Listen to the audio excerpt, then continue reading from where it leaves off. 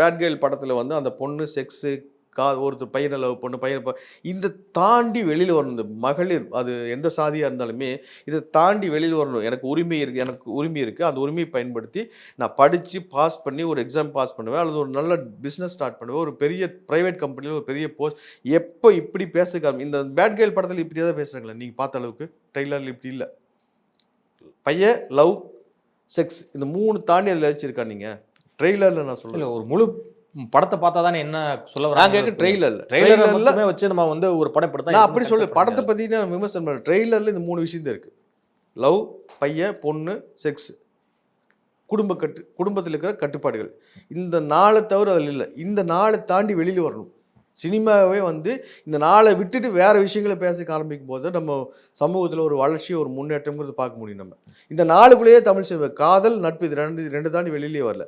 வேறு சில படங்களில் சில விஷயங்கள் பண்ணுறாங்க. இந்த 7ஆம் மனிதன் என்னமோ அவங்களாம் வேறு சில கான்செப்ட் எடுத்து பண்ணுறாங்களே ஒழிய இந்த இந்த இந்த கட்டமைப்புக்குள்ளே வெளியே வரணும். லவ் பண்ணுறது, ஃப்ரெண்ட்ஸு, செக்ஸு, அப்புறம் அப்பா அம்மாவோட கட்டுப்பாட்டிலேருந்து வெளியே இந்த 4குள்ளேருந்து எப்போ வெளியில் இருக்கிற கதைகளை வந்து சினிமாக்கள் சொல்லுதோ அன்னைக்கு வந்து சமூகத்தில் ஒரு மாற்றம் வரும்னு சொல்ல சினிமாக்கள் அதை பேசுறதில்லை இப்போதில்.